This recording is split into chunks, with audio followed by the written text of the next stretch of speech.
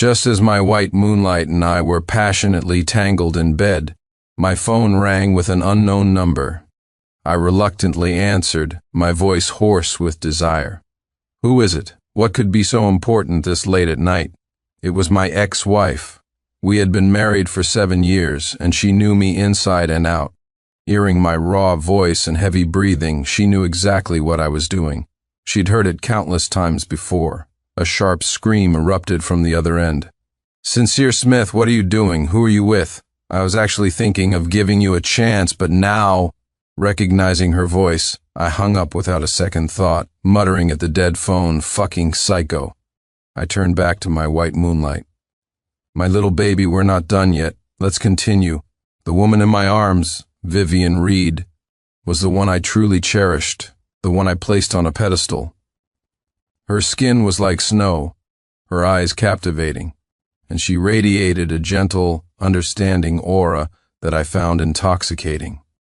She was nothing like my ex-wife, Willow Blackwood, who was always a cold, calculating ice queen. Vivian gasped softly, her delicate hand resting on my chest. "Sincere, my dear. Was that Willow? You're already divorced. Why is she still like this?" I kissed her forehead, my tone a mixture of reassurance and disdain. "Don't mind her. She's just a crazy woman. We've only been divorced a month, and she's already regretting it, wanting me back. In her dreams, what does she take me for? Some piece of trash she can summon and dismiss at will?" Vivian's eyes sparkled with adoration. "I knew it. You're the best, Sincere. You deserve better." "Of course," I smirked. "And now, don't I have better?" My 7-year marriage to Willow had been a long, suffocating form of torture. She looked down on me. From the very marrow of her bones, she looked down on me. When I decided to quit my cushy corporate job to start my own business, she was the first to object. "Sincere, are you insane? With your half-baked skills, what kind of business can you start? Isn't a stable life good enough?" Later, when my company was just getting off the ground and I needed capital, I asked her to sell a small apartment we'd bought after getting married. She threw the sales agreement in my face. "Impossible, that's our joint property. Don't even think about it, Sincere. Let me tell you, money is a lot more reliable than you are, but what I couldn't stand the most was her own white moonlight that she constantly brought up her ever-so-perfect older brother, Ethan Blackwood. When my brother started his business, he got angel funding in 3 months. And you? My brother said this project of yours has no future, but you just wouldn't listen. Sincere, can't you learn from my brother, be a little more mature, more stable? Ethan, for 7 years I lived in Ethan's shadow, like a failure who could never win her approval. But Vivian was different. She was a younger student from my university. We reconnected by chance after graduation, and she became an administrator at my company.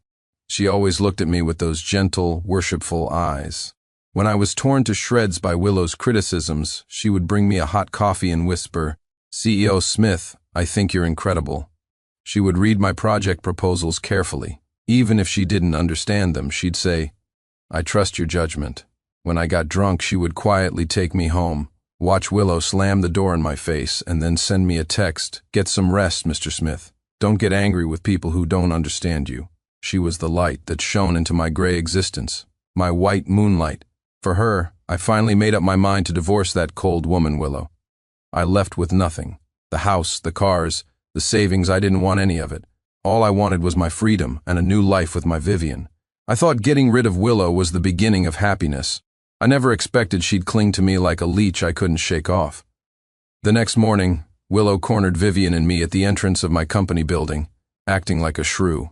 Her face was sallow, her eyes sunken, and she wore a worn, pilled coat that stood in stark contrast to the elegant, sophisticated Vivian beside me. "Sincere Smith, you bastard, you really are with this vixen," she shrieked, lunging to grab Vivian's hair. I pulled Vivian behind me and shoved Willow away in disgust. "Willow, have you lost your mind? We're divorced. Who I'm with is none of your damn business." The push sent Willow stumbling back, nearly falling. She steadied herself, the hatred in her eyes so intense it could have devoured me. "Divorced? In your dreams, let me tell you, we are getting back together. Either that, or you give me $3 million, otherwise I'll come to your company every single day and ruin your reputation. $3 million. I almost laughed out loud in anger.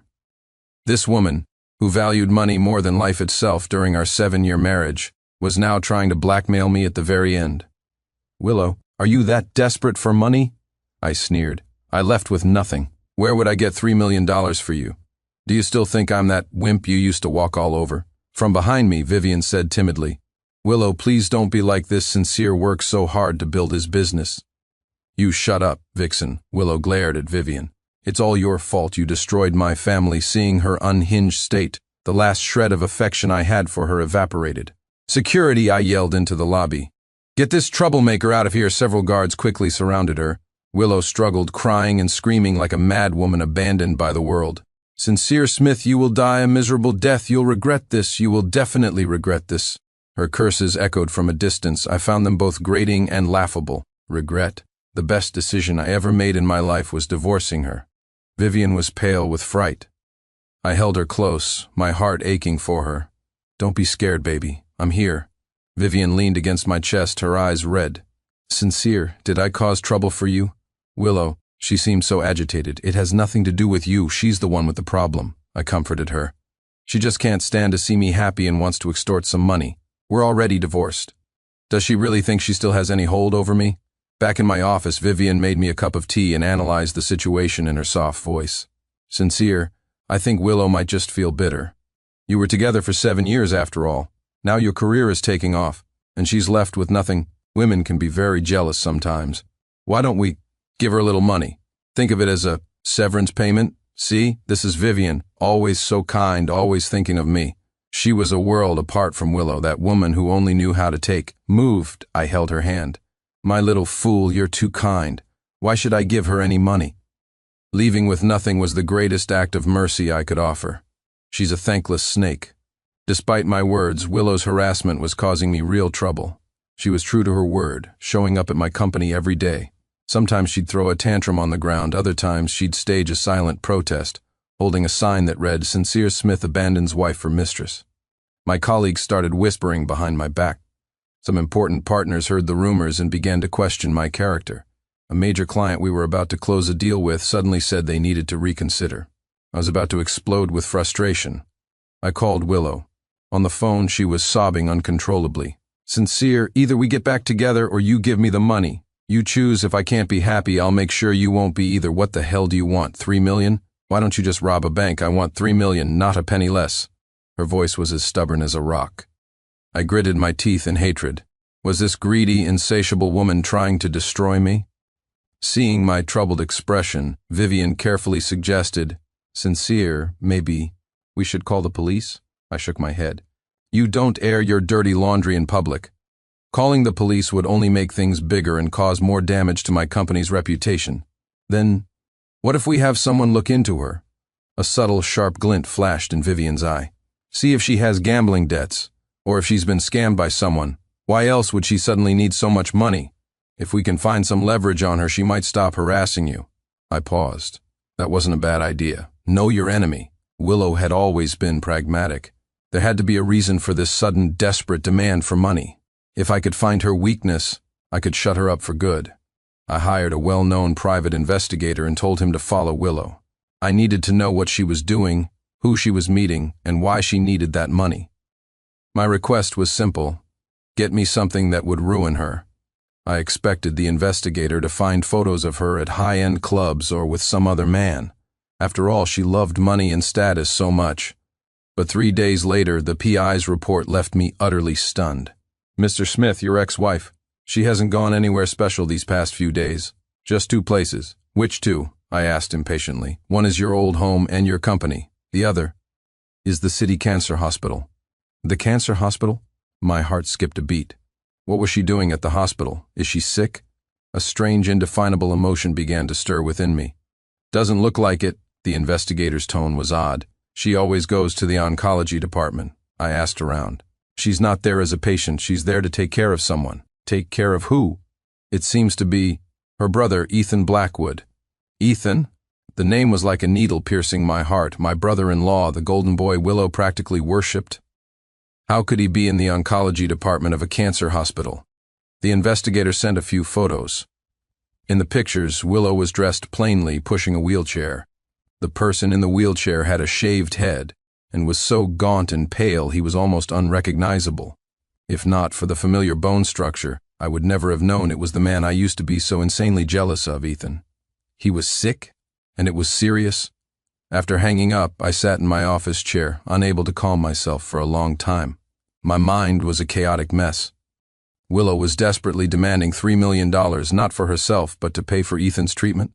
The moment the thought appeared, I brutally stamped it out. Impossible. Who was Ethan? Heaven's favored son. He had his own successful company. How could he possibly need Willow to raise money for his medical bills? This must be a pity play. They cooked up together a scheme to trick me out of my money. Yes, that had to be it. That woman would do anything for money. The more I thought about it, the angrier I became. The feeling of being deceived made me lose all reason. Vivian came in and saw my dark expression. Sincere, what's wrong? Did the investigation turn something up? I told her what the PI had found and my suspicions. Vivian snorted, a look of, I knew it, on her face. I told you something was fishy. Ethan is so rich himself, why would he need his sister to publicly beg for money? It's obvious they're in it together to scam you. She paused, then gently took my hand, her eyes filled with sympathy. Sincere, you're just too soft-hearted. You've done more than enough for her, yet she keeps trying to manipulate you. You can't show any more mercy to people like that. Vivian's words completely dispelled the last ridiculous doubt in my mind. I let out a cold laugh, my eyes glinting with ice. You're right. If she wants to play dirty, she can't blame me for being ruthless. She loves to act, doesn't she? Well, I'm going to see for myself just how she plans to play out this little drama. I would go to the hospital and expose her lies to her face. I would make her and her perfect brother utterly humiliated in front of me the next day without telling anyone. I drove to the city cancer hospital alone. Following the investigator's information, I went straight to the oncology floor. Before I even reached the ward area, I saw Willow in a corner at the end of the hallway. She was crouched on the floor, her shoulders shaking with suppressed sobs that escaped through her fingers, filled with despair and helplessness. A doctor in a white coat stood before her, his expression grim as he spoke. I quietly approached, hiding behind a large potted plant, and listened to their conversation. Ms. Blackwood, your brother's condition is not optimistic. The leukemia has relapsed, and the cancer cells are spreading rapidly. The previous chemotherapy regimen is no longer effective. The only hope now is CAR T-cell therapy, followed by a bone marrow transplant as soon as possible. CAR T, how much will that cost? Willow's voice was trembling uncontrollably. This therapy is extremely expensive. One course of treatment will cost at least $120,000, and that's just the treatment fee, the subsequent transplant, anti-rejection drugs. It's all a huge expense. The family needs to have at least $3 million prepared. Otherwise, it will be very difficult for us to proceed. 3 million, the number exploded in my head like a bomb.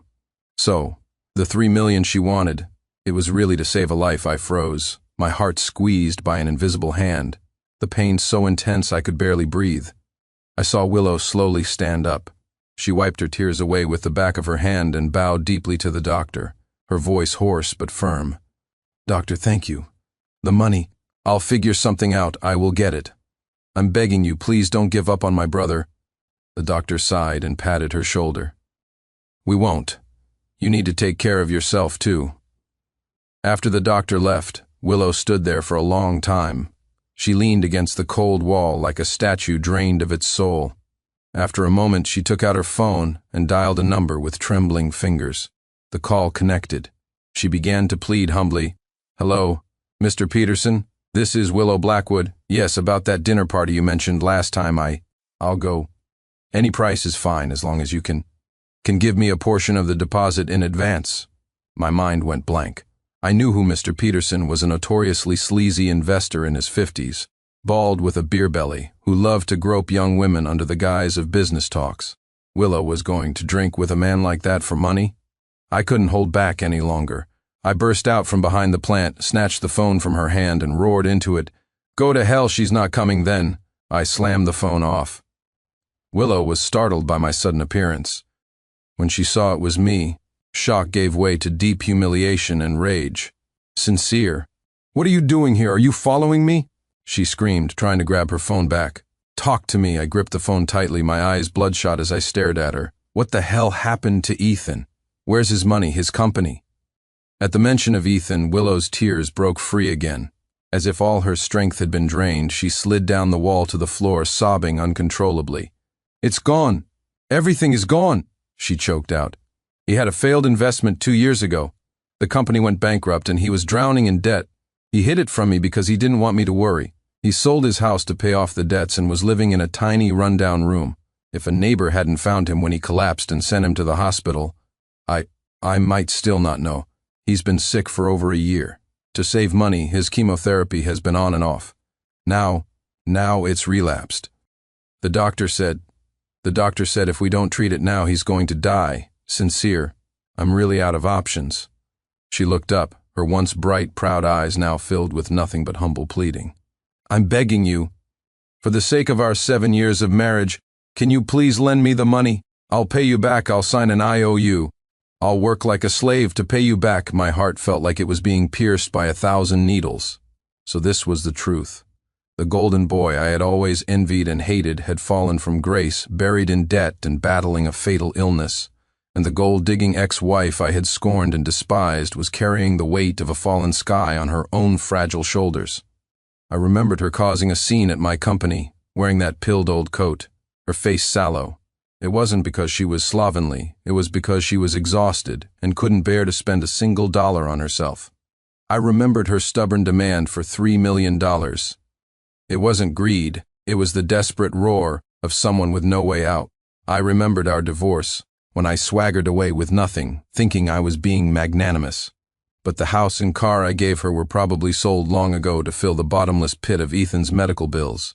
For 7 years of marriage, I thought I was living in her shadow, under her contempt. But when had I ever tried to truly understand her situation? I only saw her coldness, not the pressure she bore alone in the dead of night. I only heard her love of money, not the way she haggled over every penny with vendors at the market to save money. I only felt her admiration for Ethan, never realizing that behind it was the bond of a family that had only each other, the only person she was trying to protect with all her might. And what was I doing when she needed me most? I was in bed with another woman. I was mocking her insanity. I was suspecting her with the most venomous thoughts, even hiring someone to investigate her, hoping to find something to destroy her with. I was a complete and utter bastard. A tidal wave of regret and guilt washed over me, drowning me. I knelt, reaching out to help her up, my voice painfully hoarse. "Willow, don't touch me." She recoiled like a startled porcupine, violently shaking off my hand. She scrambled to her feet, looking at me with an expression I had never seen before, a mixture of hatred and disappointment. "Are you satisfied now, Sincere? Does seeing my family in this miserable state make you feel vindicated? Do you feel like you've finally beaten my brother?" A bitter smile twisted her lips, uglier than tears. "Just go. I don't need your sympathy, and I certainly don't need your pity. The Blackwood family's business is none of an outsider's concern." Outsider. The word was the sharpest of knives, stabbing precisely into the softest part of my heart. Yes, we were divorced. In her darkest hour, I had pushed her away with my own hands. What right did I have to stand here now? I watched her turn away resolutely, walking step by step toward the hospital room. Her slender back looked so fragile, as if it could be blown over by a gust of wind in the hallway. I had never felt so powerless. I didn't follow her. I just stood there, like a fool, for a very long time. Then I turned and went to the attending physician's office. I asked the doctor for all the details about Ethan's condition, the CAR-T therapy, and the bone marrow transplant process and risks. Finally, I took out my bank card. "Doctor, charge all of Ethan Blackwood's medical expenses to this card. Use the best medicine, find the best specialists. Money is not an issue." The doctor looked at me surprised. "And you are?" "I'm his brother-in-law." The words tasted bitter on my tongue. Ex-brother-in-law, I added with difficulty. It was dark by the time I left the hospital. I drove aimlessly through the city's bustling traffic, my mind filled with the image of Willow's tear-streaked, stubborn face. I went back to the home Willow and I once shared. After the divorce, the house went to her.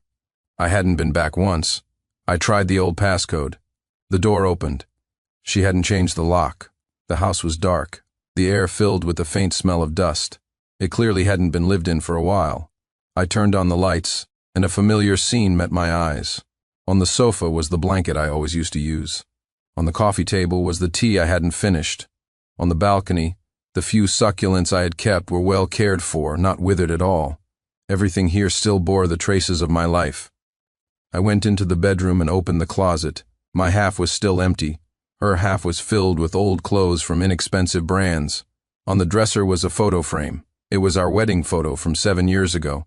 In the picture, she was smiling radiantly, nestled against me, her eyes full of hope for the future. And me? I had lost the girl whose eyes were once filled with only me. In the dresser drawer, I found a locked old iron box. I recognized it. She had used it in college, saying it held her most important things. On a strange impulse, I found the key and opened it. There was no jewelry or property deed inside, only a thick stack of receipts and an old diary. The receipts were all for Ethan's medical expenses over the past few years: checkups, treatments, medications. Each one documented a staggering sum. The earliest one was dated from the 5th year of our marriage. That meant Ethan had been sick for over 2 years, and I, the man who shared a bed with his sister, had known nothing. With trembling hands, I opened the diary. On the first page, a line of elegant handwriting. May my Sincere always be carefree, and may his career soar. Tears instantly flooded my eyes. I flipped through it, page by page. September 15th, 2020. Sunny. Sincere said he wants to start a business. I'm so scared. My brother is a cautionary tale. I'm afraid he'll fail just as miserably. I don't want him to work so hard. But when I see the light in his eyes, I can't bear to shatter his dream. What do I do? I'm such a useless wife. March 2nd, 2021. Cloudy. Sincere's company needs money. He wants to sell my apartment. I refused. How could I sell it? It's the only source of money for my brother's treatment, but I can't tell Sincere the truth. He can't know about Ethan's illness. He's already under so much pressure. Sincere, I'm sorry. It's not that I don't love you, I just have no choice. You must think I'm a very selfish woman. November 30th, 2021. Rain. Fought with Sincere again today. He hates that I always compare him to my brother. That's not what I mean. I'm just so scared. My brother failed because he was too aggressive. I'm afraid Sincere will go down the same path. But the words came out as accusations. I'm so stupid. May 10th, 2022. Cloudy. I saw Sincere with his assistant Vivian today. They looked so happy. The way Vivian looks at Sincere, her eyes sparkling with admiration, it's just like how I used to look at him. Maybe I'm really not a good wife. All I give him is pressure and arguments. Vivian can give him understanding and gentleness. Does my Sincere not love me anymore? August 1st, 2023. Sunny. We're divorced. Sincere left with nothing. He said all he wanted was freedom. That's for the best. This way he won't be dragged down by me anymore. The money from selling the house and car should last for a while. Sincere, I wish you happiness. I hope that girl, Vivian, can love you well for me. September 5th, 2023. Rain. My brother's illness has relapsed. CAR-T, $3 million. It feels like a mountain crushing me. I have no other choice. I have to go to Sincere. I know I'm being shameless, despicable, but besides him, I don't know who else to turn to. I'm sorry, Sincere, forgive my madness. I just want my brother to live. The diary ended there. My tears had already soaked the pages, blurring the ink, so she did love me. She just shouldered all the hardship by herself. Her coldness was a facade. Her greed was a facade. All her looking down on me was born from fear that I would repeat her brother's mistakes. She was the one who loved me down to the dust, and I had personally pushed her into the abyss. Just then my phone rang. It was Vivian. Her cloying voice came through the receiver. Sincere, where are you? I couldn't find you all day. I miss you so much. Hearing that voice, which I once found so comforting, now only made me feel sick. I even began to wonder, did Willow and I end up here just because of Ethan's illness? Or did Vivian play some kind of sinister role in all of this? I thought of all the times Vivian had understandingly belittled Willow in front of me, all the times she had gently fueled my resentment toward my wife. Was she really as innocent and pure as she appeared? A huge, terrible idea began to form in my mind. I spoke into the phone, my voice as cold as ice. Vivian, I need to ask you something, and you have to answer me honestly. What is it, Sincere? You're scaring me. Do you know a man named Julian Vance? I asked, word by word. The other end of the line went dead silent. After a full 10 seconds, Vivian finally answered, her voice trembling with panic. "No, I don't know him. Who's that? Why are you suddenly asking about him?" She was lying. I could hear the guilt in her voice. My heart sank completely. Julian Vance. That name was another taboo in my marriage with Willow, or rather, what I had unilaterally decided was her other white moonlight. Julian was Willow's senior in college and her first love. Like me, he was a man who had dived headfirst into the tech startup wave, except he started earlier and was more successful. In the first 2 years of our marriage, his company was already thriving, and he was widely recognized as a young talent in the industry. More than once, when Willow was watching financial news and saw Julian, I had caught a complex, fleeting glint in her eyes. I had interpreted that glint as regret and what if. I was consumed with jealousy. I always felt that in Willow's heart, I could never compare to her perfect brother, nor could I compare to her successful first love. 3 years ago, Julian died in a car accident. I remember it clearly. That day, Willow locked herself in her room and cried all night. I asked her why she was crying. She just said a friend had passed away and she was sad. I didn't believe a word of it. A friend? More like an old flame. From that day on, the name Julian Vance became a thorn in my side. I was convinced he was the white moonlight she hid in her heart. All her dissatisfaction with me stemmed from comparing me to that dead, perfect first love. And why did I suddenly ask Vivian if she knew Julian? Because, just moments ago, as I was looking through Willow's diary, a small photograph had slipped out from between the pages. It was a group photo. The background was the university gate. There were many people in the photo, but I recognized 3 of them at a glance. A young, vibrant Willow, a dashing, confident Julian Vance, and standing next to Julian, smiling shyly and adoringly, was Vivian. They had known each other all along, and Vivian, from the first day we reconnected, had never once mentioned that she knew Willow or Julian. She had played the part of a simple junior from my university who knew nothing about my past. If there wasn't something deeply wrong with this picture, I would eat my own head. I hung up on Vivian and immediately called my private investigator. "I need you to investigate 2 people for me, Vivian Reed and Julian Vance. I want everything on them, especially their relationship. The faster the better. Money is no object. Waiting for the results was an unprecedented form of torture." My mind played back a movie, scene by scene, of every moment since I had met Vivian. She said she admired me. She said she believed in me. She said Willow didn't understand me. She appeared at my lowest point, using precisely targeted gentleness to break down my defenses, making me worship her as my white moonlight, willing to abandon my wife for her. Was all of this really just a coincidence? 2 days later, the investigator called. "Mr. Smith, I found what you were looking for, and this whole thing is a lot deeper than you think." The investigator sent a detailed report. I opened the email and read it, word by word. With every line I read, my heart grew colder. By the end, my blood had turned to ice. The report stated it clearly. Vivian was indeed Julian and Willow's junior in college, but she wasn't just a junior. During college, she had a massive, unrequited crush on Julian. But Julian only ever had eyes for Willow. After graduation, when Julian started his company, Vivian fought tooth and nail to get a job there, becoming his assistant. She stayed by his side as his confidant, even after his accidental death. But what truly sent me into a frozen abyss was the second half of the report. The core technology Julian had built his company on was an intelligent risk control system called Aegis. The system was far ahead of its time, and was the lifeblood of his company.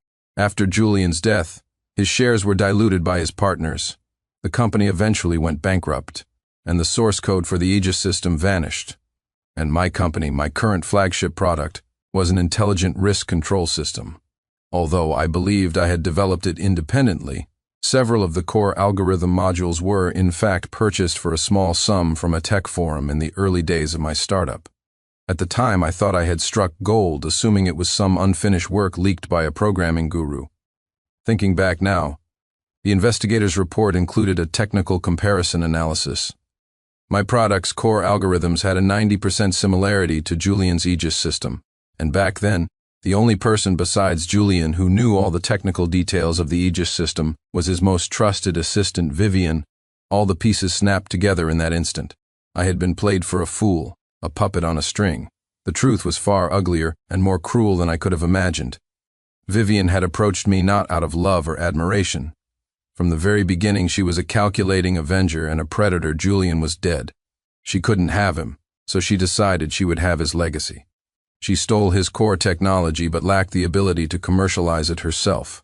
So, she chose me, because my field of expertise was closest to Julian's, and because I was the husband of the only woman Julian had ever cared about, Willow. She lay in wait, meticulously planning every step. On one hand, she pretended to accidentally leak the core code to me, pieces that seemed unfinished, luring me in to help her carry forward Julian's technological achievement. On the other hand, she constantly fanned the flames, sowing discord between Willow and me, amplifying my jealousy and dissatisfaction, until she successfully destroyed my marriage.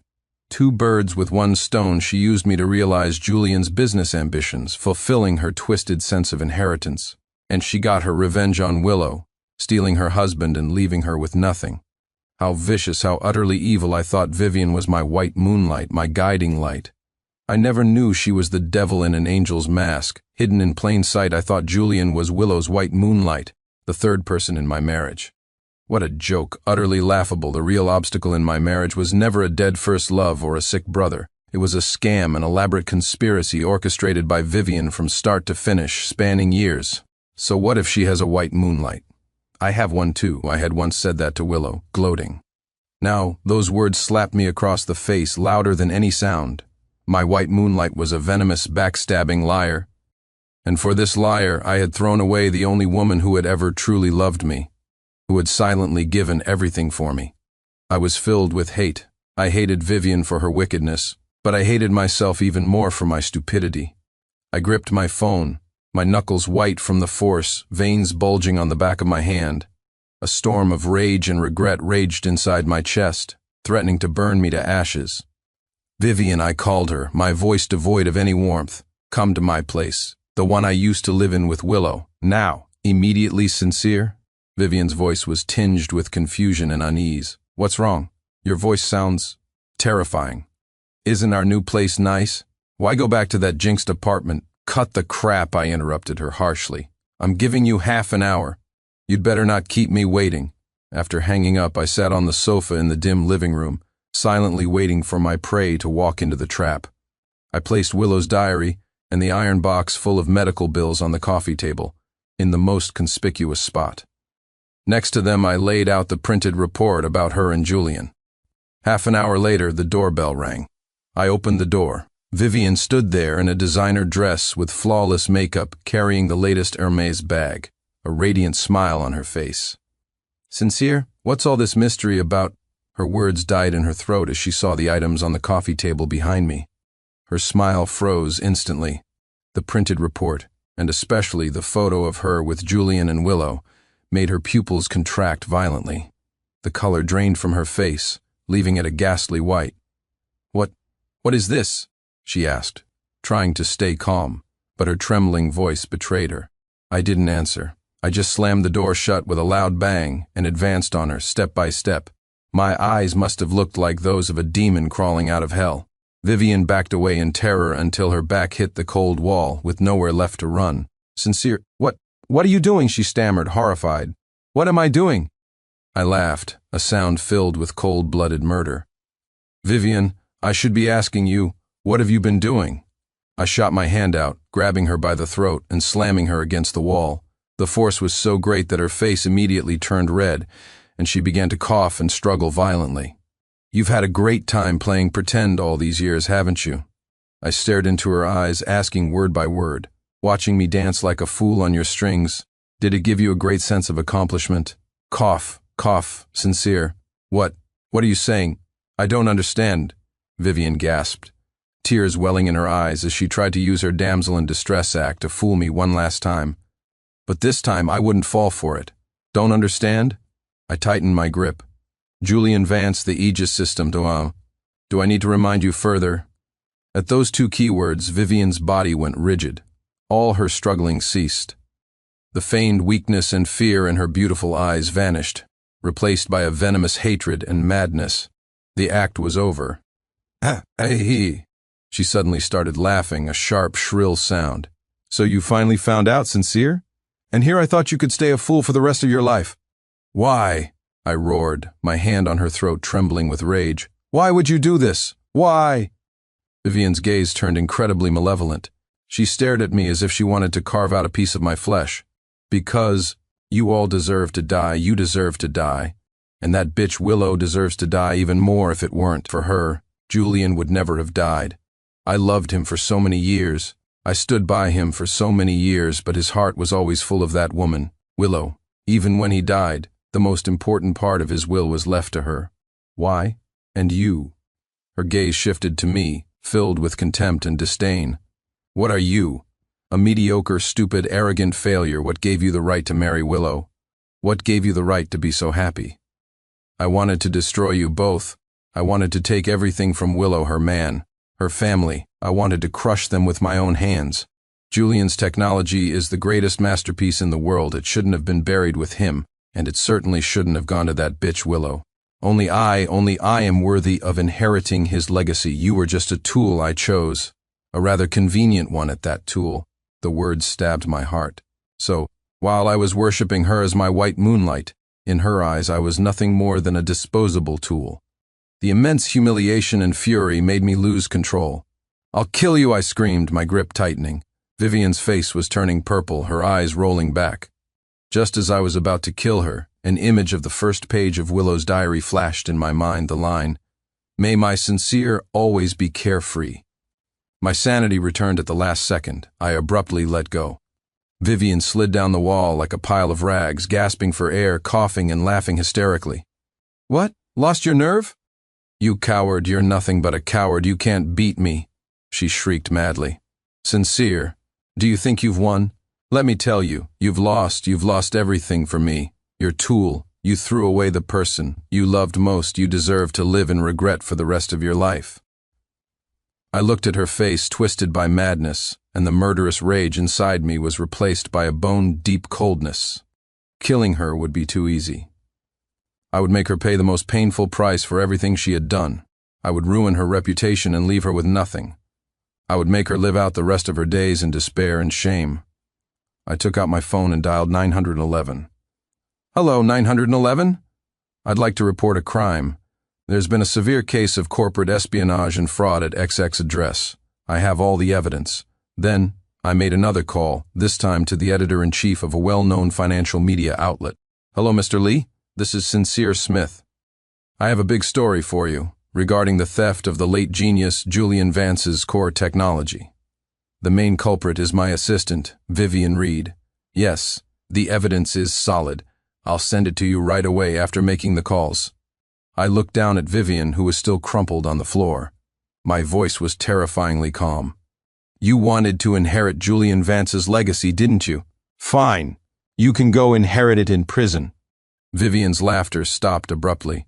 She looked at me in horror, true fear finally showing on her face. No, Sincere, you can't do this to me. I love you. I did all of this because I love you too much.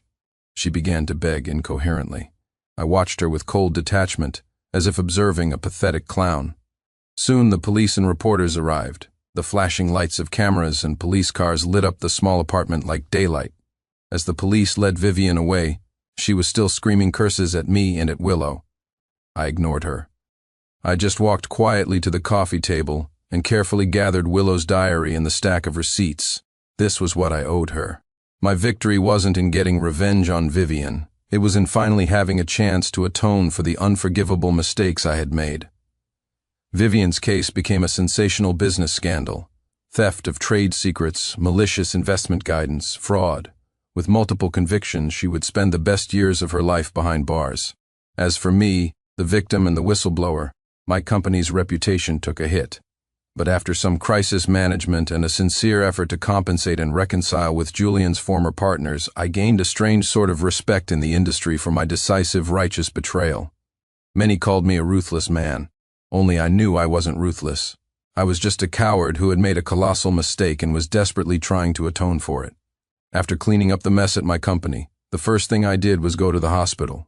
I didn't go to see Willow directly. I was afraid she wouldn't want to see me. Through the doctor, I anonymously transferred another $2 million into Ethan's account. Combined with the previous million, the $3 million for his treatment was covered. At the same time, I used all my connections and resources to frantically search for a bone marrow match for Ethan, both nationally and globally. My efforts paid off. Half a month later, good news arrived. A highly compatible donor was found in the National Bone Marrow Registry. The surgery was scheduled immediately. On the day of the surgery, I didn't go to the hospital. I just sat in a coffee shop downstairs from my office all day, from dawn till dusk, drinking cup after cup of cold, bitter coffee. At 8 p.m., I received a text from the attending physician. It was just 2 words: surgery successful. At that moment, I collapsed onto the table and cried like a child. Not out of joy, but because the heaviest stone on my heart had finally begun to shift. I finally had a sliver of courage to face Willow. I started going to the hospital every day, like a stalker. I didn't dare get close. I just watched from a distance. I watched Ethan's health improve day by day, from being bedridden to being able to walk. I watched the clouds of worry on Willow's face dissipate day by day. She was still thin, but there was light in her eyes again. I saw her start to take care of her appearance, carefully combing her hair in a small mirror. I saw her occasionally sitting on a bench outside the hospital room, basking in the sun, a faint smile playing on her lips. It seemed like she was slowly climbing out of the dark swamp, and I, the culprit who had pushed her in, could only watch like a pathetic voyeur from afar, humbly sharing in the tiny fragments of her happiness that had nothing to do with me. I transferred a lot of money into her account. She returned every last cent. The note attached had only 2 words: thank you, polite and distant. I understood. She would only accept the money that was for saving a life. She didn't want anything else from me. We had reached an unspoken agreement. I would atone, she would accept, and then we would owe each other nothing. On the day Ethan was discharged, I went to the hospital.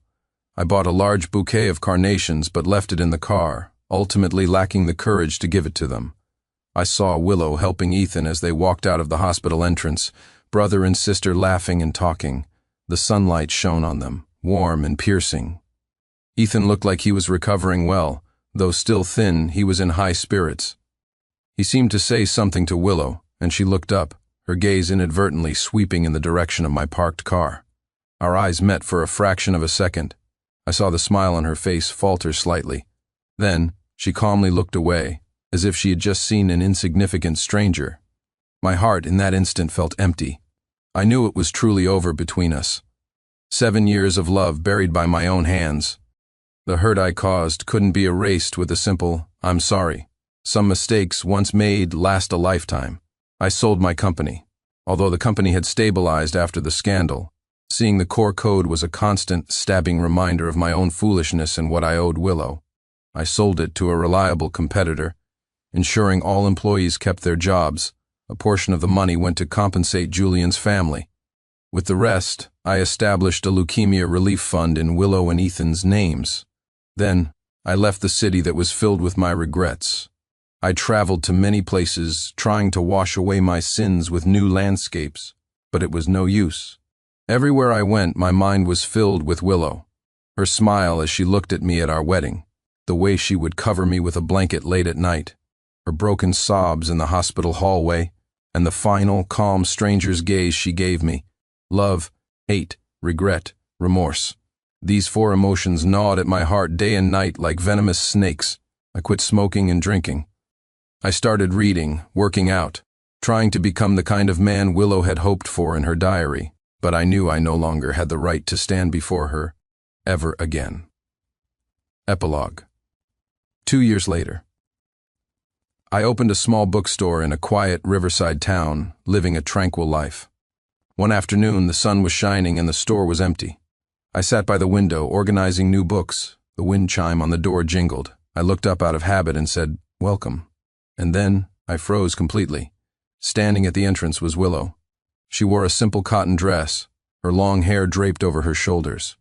She looked healthier, more filled out than 2 years ago, and her complexion was good. She just stood there quietly, looking at me with a complex expression. There was surprise, relief, and a hint of something else I couldn't decipher. My heart skipped a beat. My mind went blank, and all words caught in my throat. She was the first to speak, her voice soft but clear. "Long time no see, Sincere." "Long time no see," I heard my own dry voice reply. What are you doing here?" "My brother has recovered well. He's opened his own studio now, creating cultural products," she said, walking slowly into the store, her eyes scanning the shelves. "He said the local handicrafts here are very unique and asked me to come and scout. I didn't expect to run into you." "Oh, that's great," I answered awkwardly, not knowing what to do with my hands and feet. An uncomfortable silence fell between us. Finally, I broke it. "I'm sorry." I had owed her those 2 words for far too long. Willow flinched slightly. She didn't look at me, instead picking up a book of poetry and gently tracing its cover. After a long moment, she said softly, "It's all in the past." Yes, it was all in the past. For her, the suffering, the pain, it was all over. But for me, the regret would follow me for the rest of my life. She browsed for a bit, chose 2 books, and came to the counter. "How much?" "It's okay, they're on me." "Business is business," she insisted, pulling 2 bills from her wallet and placing them on the counter. "A clean transaction is better. A clean transaction." I understood what she meant. Between us, all debts had been settled. I silently took the money and gave her the change. She took it and turned to leave. Just as she reached the door, her hand about to touch the handle, she stopped and looked back at me. The evening sun shone from behind her, outlining her in a golden halo. "Sincere," she said, looking at me. There was no hate in her eyes, nor was there love, just a faint water-like calmness. Thank you for saving my brother, and thank you for letting yourself go." With that, she gave me the faintest of smiles. Then she turned, pushed open the door, and left. The wind chime rang again, crisp and clear. I stood there, watching her disappear into the bustling alley, and tears finally streamed down my face. I knew that smile was her final, most merciful judgment on me, the sinner. She had forgiven me, not so we could get back together, but so she could truly let go of the past and walk into the future. And my future? Perhaps it was to guard this little bookstore, to live with this endless regret, and to grow old alone. I once thought Vivian was the light that shone into my life, the white moonlight I had always yearned for. Only at the very end did I finally wake up. The one true, bright moon of my life had been shattered by my own hands, never to be whole again. So what if she has a white moonlight? I have one too. Yes, I did. I just lost her.